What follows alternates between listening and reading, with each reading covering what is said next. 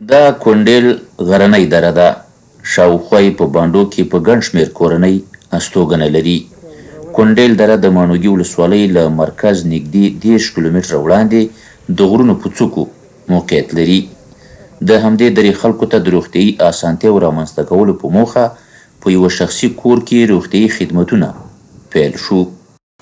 زموږ د عامې روغتیا ریاست مسؤلیت هم همدا دی چې خپل هغه ولسونه چې صحي خدماتو ته لاسرسی نه لري هغوی ته په خپلو ساحو کې معیاري روغتیایي صحي خدمات برابر کړو. د هغې د جملې نه نن موږ تاسې دغه کلینیک افتتاح کړ چې د دې ولس زیات مشکلات به د دې کلینیک په راتګ سره دلته هغه مشکلات به حل شي چې مخکې دوی ډېر زیات مزل کوو. تقریبا 20 کیلومتره فاصلې وه د ولسوالیو د دې ځای تر منځه پورې، او چون په تېرو وختونو کې د کلینیکونو عادلانه ویش نه و شوی او زمونږ زیاتره ولسونه د صحي خدماتو نه بې برخې وو، نو د تېرو 2 کلونو په جریان کې د دې په څېر باندې د کونړ ولایت په مختلفو ساحو کې موږ همدغسې کلینیکونه د ولس نفوس ته په کتو باندې هغې ته هم په خپلو ساحو کې کلینیکونه فعال کړي دي د مختلفو ادارو د خوا نه او د مختلفو انجوګانو د خوا نه مؤسساتو د خوا نه.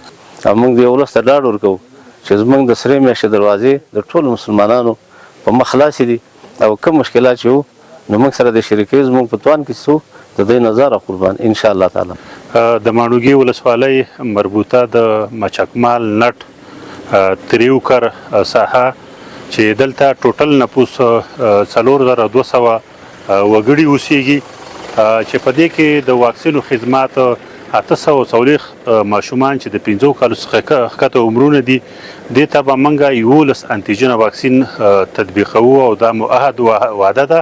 د دې درې خلکو په خبره د ناروغتیا پر مهال د یوې عادي ګولۍ موندل هم ناشوني وو. اوس د روغتیایي مرکز په جوړېدو خورا خوښ دي. دلته بیخي یو ګولۍ نه پیدا کېږي. زموږ چې عادي غوندې مریض پیدا شي او اسداباد ته هلته رسوو نو هغه یو پاکټ ګولو پسې موږ ته 600 روپۍ لګېږي. نو موږ په دې نه ډېر زیات خوشحاله یو د دې کلینیک نه. د دې کلینیک نه اوس موږ ډېر شکرداره چې دلته الله پاک موږ دا کلینیک راوستلی چې په دغه باندې او موږ ډېر خوشحاله یو. ډېر زیات ولسونه دي دلته، ډېر زیات کلي دي، نو دوی د روغتیایي خدماتو نه بې برخې وو. اوس دا چې دا کلینیک دلته راغی یقیني دا یو لوی مشکل دی ولس حل شه، ځکه د سړک او دغې نه ډېر زیات لرې دی. دا دره په اونو بوټو سمسوره ښکاري خو دلته میشت ولسونه بیا د ژوند له ټولو اسانتیاوو بې برخې دي.